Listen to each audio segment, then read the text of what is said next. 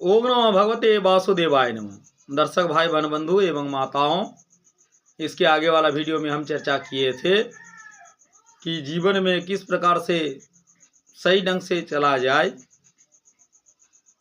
तथा गीता द्वारा जो ज्ञान हमें प्राप्त हुई है कि मनुष्य किस कारण से धराधाम में आते हैं और परिवार में कैसे वह सुखी रह सकते हैं। बहुत सारे सिद्धांत नियम अष्टवक्र महामुनि ने वर्णित किए हैं अष्टवक्र गीता में। आज अष्टवक्र गीता के द्वारा जो प्राप्त हुई ज्ञान, उसी के बारे में हम चर्चा करेंगे कि ज्ञानी ही तृप्त है। इस धराधाम में जो ज्ञानी है वही तृप्त है। जो ज्ञानी पुरुष तृप्त है, भाव अभाव से रहित है तथा वासनाओं रहित है। लोक दृष्टि में उसके द्वारा किया जाना जो कुछ भी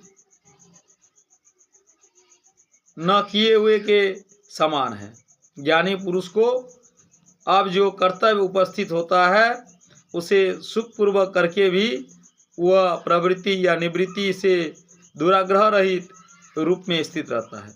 ज्ञानी पुरुष वासना रहित, बंधन रहित रूप से स्वच्छंद रहता हुआ संसार रूप वायु सेक्षिप यानी प्रेरित सूक्ष्म पत्ते की समान चेष्टा करता है।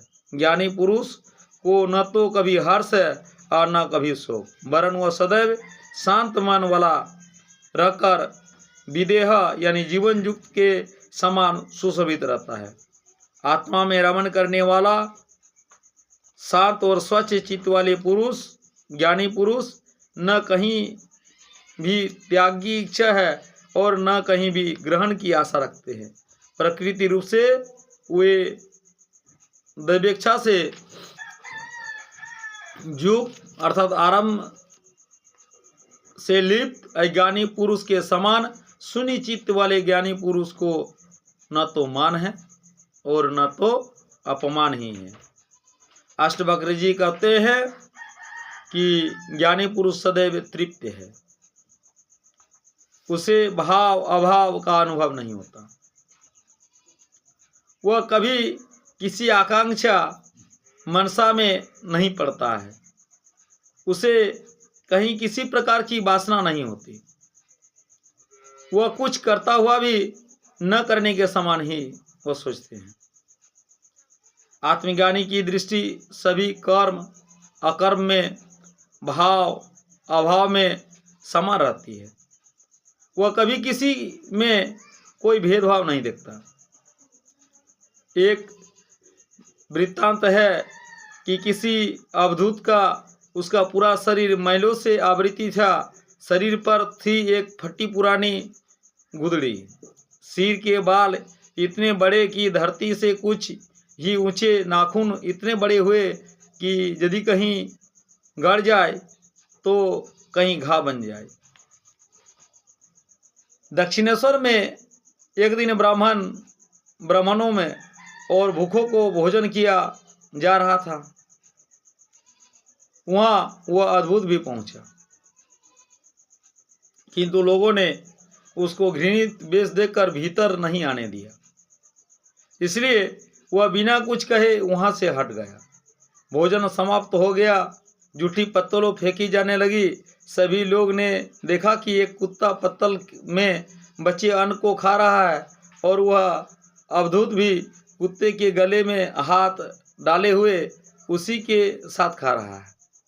लोगों ने समझा शायद कुत्ता इसका पालतू हो, किंतु किसी ने कुछ कहा नहीं सका उससे। वहाँ परमहंस रामकृष्ण देव भी मौजूद थे।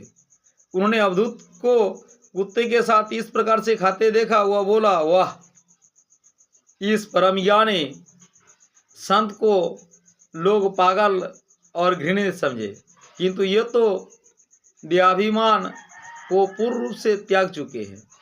उसकी बात सुनकर लोगों की अपनी भूल का पश्चाताप हुआ। वह अवधूत वहाँ से जाने लगा। तभी किसी ने उससे पूछा, महात्मन, मुझे आत्मज्ञान कब और कैसे होगी? अवधूत ने उसे निर्विकार भाव से देखते हुए उत्तर दिया, आत्मज्ञान की इच्छा है तुम्हें, वह अवश्य हो सकता है, किंतु तभी जब नाली के गंदे पानी में और गंगा जल में कुछ भी भेद प्रतीत ना होगा।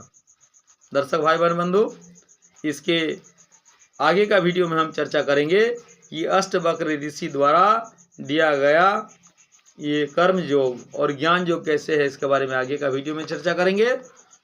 दर्शक भाई बहन बंधु से विशेष आग्रह है कि जो चैनल को अभी तक सब्सक्राइब नहीं किए हैं, please subscribe and like my channel, ताकि मेरा मनोबल इस प्रकार का वीडियो करने के लिए मेरा मनोबल और जागृत हो और मैं इस प्रकार से वीडियो आप लोग को दे पाऊँ। ओम भगवते वासुदेवाय नमः।